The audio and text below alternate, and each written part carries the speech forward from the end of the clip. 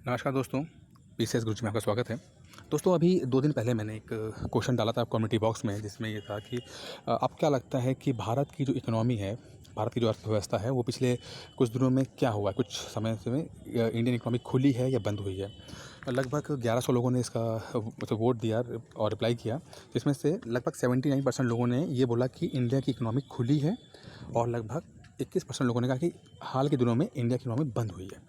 दोस्तों, ये जो क्वेश्चन है ना, ये मेंस के लिए क्वेश्चन है ये, और जीएस 3 का क्वेश्चन है। इसको समझना बहुत ज़रूरी है, ये ऑब्जेक्टिव क्वेश्चन नहीं है। ठीक है दोस्तों, पहले समझते हैं कि इकोनॉमी क्या होती है, इकोनॉमी खुली और बंद का मतलब क्या होता है।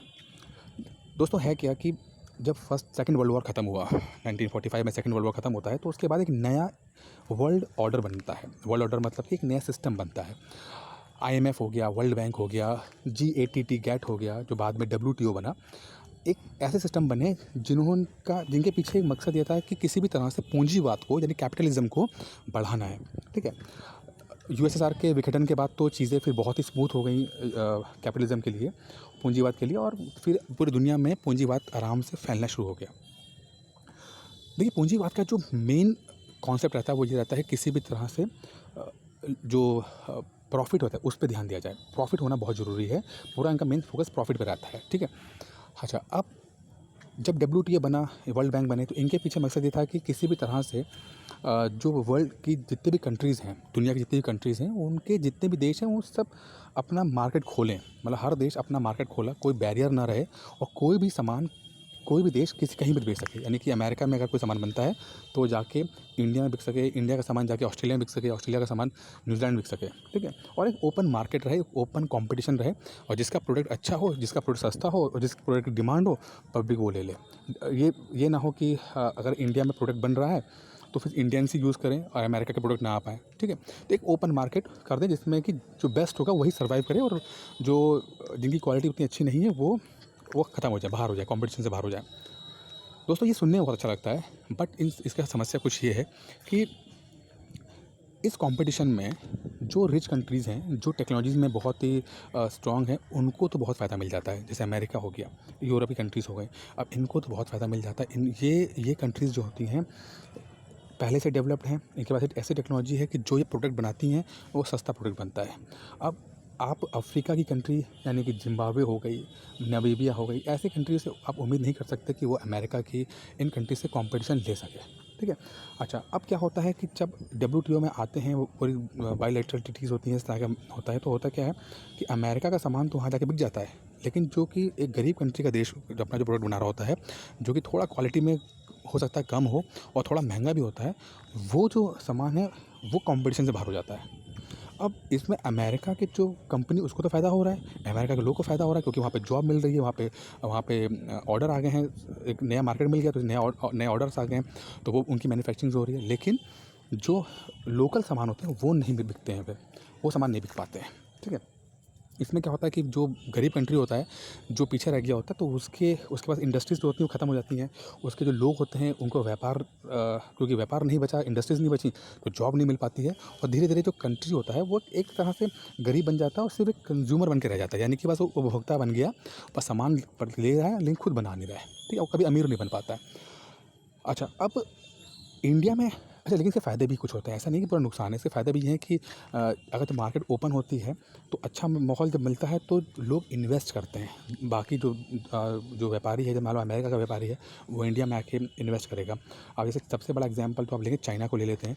चाइना ने जब अपनी इकोनॉमी ओपन की, मार्केट ओपन की, तो बहुत सारा सामान जो है, बहुत सारे जो इन्वेस्टमेंट है, यूरोप का, अमेरिका का इन्वेस्टमेंट चाइना में हुआ 1970s में, और यही कारण है चाइना ने बहुत सारी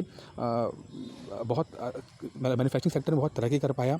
और दूसरा है कि बहुत ही हज़ारों करोड़ लोगों को वो गरीबी से बाहर निकाल पाया, क्योंकि इन्वेस्टमेंट आया, कैपिटलिज्म पूंजीवाद आया, प्राइवेट इन्वेस्टमेंट आया, और इसके कारण से वो गरीबी से लोग बाहर निकल पाए। ठीक है, तो एक बैलेंस क्रिएट करना बहुत ज़रूरी होता है।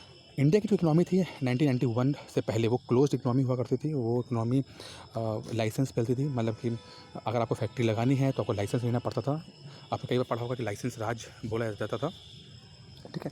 लेकिन 1991 के बाद इंडिया की इकोनॉमी ओपन हुई, कुछ सेक्टर्स को छोड़ के, जैसे कि न्यूक्लियर पावर हो गया या आपका केमिकल्स हो गए, इनको छोड़कर अमूमन सभी सेक्टर्स में लाइसेंस ख़त्म कर दिए गए।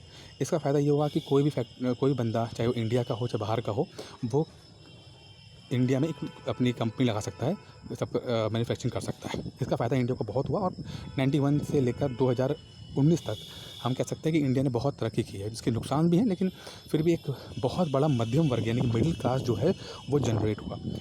और यही कारण है इंडिया की स्ट्रेंथ का कि इंडिया के पास बहुत बड़ा मिडिल क्लास है, मध्यम वर्ग है, ठीक है, जो कंज्यूमर है, जो कंज्यूम करता है। अब इसके हालात अभी समझ लीजिए कि इंडिया का जीडीपी जितना भी है उसका 60% तक इंडिया का जो जीडीपी है वो सिर्फ हमारे कंज्यूमर, जो इंडिया का कंज्यूमर उसके वजह से आता है। मतलब हम इन्वेस्टमेंट से इतना डिपेंड नहीं करते, हम करते हैं हम खुद इतनी बड़ी मार्केट है, यहाँ पे इतना डिमांड रहती है कि हमें किसी दिक्कत ही नहीं होती कुछ चीज़ों की, ठीक है। अच्छा, अभी हाल में क्या हुआ कि जब थोड़ा सा इकोनॉमी ख़राब होना शुरू हुई है तो जो परचेसिंग पावर जो मिडिल क्लास की थी वो कम होना शुरू हुई, ठीक है। अब इंडिया ने पिछले कई दिनों में देखा गया है कि इंडिया ने जितने भी ट्रीटीज़ की थी, जैसे बायलैटरल ट्रीटी हो गई यानी कि दो देशों के बीच में जो ट्रीटी होती है, या मल्टीलैटरल ट्रीटीज़ हो गई यानी कि जो कई देशों में आपस में करते हैं, जिसमें सार्क हो गया या आसियान हो गया, ठीक है, इनके बीच में ट्रीटी होती है तो बोलते हैं फ्री ट्रेड एग्रीमेंट होता है, FTA, फ्री ट्रेड एग्रीमेंट होता है। इसमें क्या होता है कि अगर एक दो कंट्रीज आपस में अगर FTA कर रही हैं तो बोलते हैं हमारा सामान तुम्हारे देश में बिकेगा, तुम्हारा सामान हमारे देश में बिक सकता है और इस पर हम टैक्स नहीं लगाएंगे, हम टैक्स नहीं लगाएंगे और अब मार्केट ओपन है, जिसका सामान जो अच्छा होगा वो चला जाएगा, बिक जाएगा, ठीक है। फिर वही बात है कि इसमें इसमें अच्छा तो ठीक है, लेकिन क्या होता है कि अगर मान लो आप किसी चीज़ में कमज़ोर पड़ रहे हो अपने सामने वाले दोस्त के सामने, किसी देश के सामने, तो क्या होता है कि आपकी वो मार्केट खत्म होना शुरू हो जाती है। वहाँ के लोग फिर या तो फिर अपने आप को अपग्रेड करें, या तो जो सरकार है वो इसमें इन्वेस्टमेंट करे, उनको टेक्नोलॉजी प्रोवाइड करे, स्किल प्रोवाइड करे, जिससे कि वो कंपटीशन में रह जाएँ, अन्यथा वो सेक्टर ख़राब हो जाता है, ख़त्म हो जाता है। इंडिया का एग्जांपल बहुत बड़ा एकदम मोबाइल सेक्टर का एग्जांपल यही है कि चाइना में से अगर जो FTA आया, फ्री ट्रेड एग्रीमेंट हुआ, तो चाइना के मोबाइल हिंदुस्तान में आए और हिंदुस्तान के सारे मोबाइल जो थे मैक्रोमैक्स हो, लावा हो, सब खत्म हो गया, ठीक है। अच्छा, अब पिछले साल से ये हो रहा है कि इंडिया जो है, इंडियन जो सरकार है वो कोशिश कर रही है कि जितने भी मल्टीलैटरल ट्रीटीज़ की गई थी, जैसे कि आसियान के साथ किया गया, यहाँ किया गया, या बायलैटरल ट्रीटी की गई, तो उसको रिव्यू किया जाए। मतलब अब थोड़े कंडीशंस हम अपने फेवर में लगाएंगे। अमूमन होता क्या था, जितने ये बायलैटरल और मल्टीलैटरल ट्रीटीज़ होती थी, ये दूसरे जो हमारी कंट्रीज़ हैं उनको सपोर्ट ज़्यादा करती हैं। यानी अगर इंडिया और अमेरिका के बीच में FTA है तो अमेरिका को सपोर्ट ज़्यादा करती है, क्योंकि इंडिया की मैन्युफैक्चरिंग कमज़ोर है। अब बाकी जो कंट्रीज़ होती हैं वो क्या करती हैं, वो प्रोडक्ट में तो बोलते हैं कि FTA सही है, लेकिन सर्विसेज में बोलते नहीं कि FTA होना चाहिए। मतलब कि अगर आप मैन्युफैक्चरिंग कर रहे हैं तो वहाँ तो ठीक है FTA हो, लेकिन अगर आप सर्विस कर रहे थे कि हमारा सॉफ्टवेयर हो गया, ठीक है, इस तरह के जैसे हो गया, तो वहाँ पर वो चाहते नहीं है कि FTA हो। आसियान इसका बहुत बड़ा एग्जांपल है। आसियान चाहता तो इंडिया के साथ FTA करने हैं, तो प्रोडक्ट में तो करे, लेकिन वो इसने आज तक सर्विस में नहीं किया। इंडिया जो है उसकी स्ट्रेंथ सर्विस सेक्टर में है। अगर सर्विस सेक्टर में हो जाएगा तो इंडिया इनके कंपनीज़ को जो आसियान कंट्रीज़ है वहाँ पे उनको मार्केट मिल जाती है, ठीक है। हम अपनी स्ट्रेंथ, जो हमारी स्ट्रेंथ है, हमें उसका फ़ायदा नहीं मिल पा रहा है। वहीं दूसरी कंट्रीज़ हैं जो प्रोडक्ट बनाती हैं, उनको बहुत फ़ायदा मिलता है, क्योंकि वो इंडिया को इतनी बड़ी मार्केट को एक्सप्लोर कर पाते हैं। तो पिछले कई ये सोचा गया कि अब जो कुछ सेक्टर्स में या कुछ बायलैटरल या मल्टीलैटरल ट्रीटीज़ में एक रिव्यू कराया गया, बल्कि कई ट्रीटीज़ को ख़त्म भी किया गया, और एक नया कंडीशन डाला गया कि जिसमें कि इंडिया को फेवर ज़्यादा मिलेगा। तो थोड़ा सा प्रोटेक्शन लगाया गया, टैक्स लगाया गया। अब थोड़ा सा फ्री मार्केट को कम क्लोज़ किया गया, मतलब कि फ्री मार्केट नहीं रहेगी, अब उतनी फ्री नहीं रहेगी जितनी पहले रहती थी। अब ये चीज़ें थोड़ी सी पसंद नहीं की जा रही, WTO ने सब पसंद नहीं किया है, बट फिर भी इंडिया की अब तक कोशिश ये है कि अपना प्रोडक्शन करेंगे, हम अपनी इंडस्ट्रीज़ को ज़रूर देखेंगे। अब इसमें दिक्कतें हैं क्योंकि बाहर से जो इन्वेस्टमेंट आता है, जो इन्वेस्टर्स हैं वो ये देखते हैं कि कोई भी मार्केट कितनी ओपन है, क्योंकि अल्टीमेटली इन्वेस्टमेंट तो बाहर के लोगों को करना है, ठीक है। अगर उनको फ़ायदा नहीं हो रहा होगा तो बहुत मतलब फिर वो इन्वेस्टमेंट नहीं करते हैं। तो कुछ ये सब चीज़ें रहती हैं। तो अभी देखते हैं इसका रिज़ल्ट क्या रहता है। इंडिया ने कदम उठाया तो है कि हम अपना प्रोटेक्शन करेंगे। आज अब कोरोना वायरस आ गया, तो कोरोना वायरस के टाइम पे भी अब जब इतनी बड़ी आपदा आती है तो अमूमन कंट्रीज़ जो होती हैं वो प्रोटेक्शन वाले मोड के लिए आती हैं, यानी कि अब अपनी इंडस्ट्री को बचाना उनके लिए सबसे इम्पोर्टेंट होता है। बाकी वो इतना भी इसमें बाकी कंट्रीज़ को नहीं करती हैं इसमें, ठीक है। देखते हैं क्या होता है। अभी फ़िलहाल ये समझ के चलिए कि जो हालात हैं उसमें इंडिया जो है वो अपनी इकोनॉमी को थोड़ा बंद कर रहा है, थोड़ा बंद कर रहा है, बहुत पूरा बंद नहीं करेगा, थोड़ा बंद करेगा, जिसमें कि वो अपने लिए कुछ अच्छे मौके ढूंढ सके और ऐसी डील कर सके बाकी कंट्रीज से, जिसमें कि इंडियंस को जो उनकी स्ट्रेंथ है उसका फ़ायदा मिल सके। दोस्तों, इस क्वेश्चन में यही फ़िलहाल था। आगे और क्वेश्चंस के लिए अगर आप चाहते हैं कि मैं ऐसे वीडियोज़ और बनाऊँ मैं, इसमें एक्सप्लेन कर सकें, तो कमेंट बॉक्स में ज़रूर बताइएगा। बाकी एक कोर्स ऑनलाइन ऑलरेडी चल रहा है, आप उस कोर्स को ज्वाइन कर सकते हैं 2021 के लिए और 2020 के लिए उसके लिए डिस्क्रिप्शन बॉक्स में नंबर मैंने दे रखा है, आप वहाँ पे कॉल कर सकते हैं। धन्यवाद दोस्तों।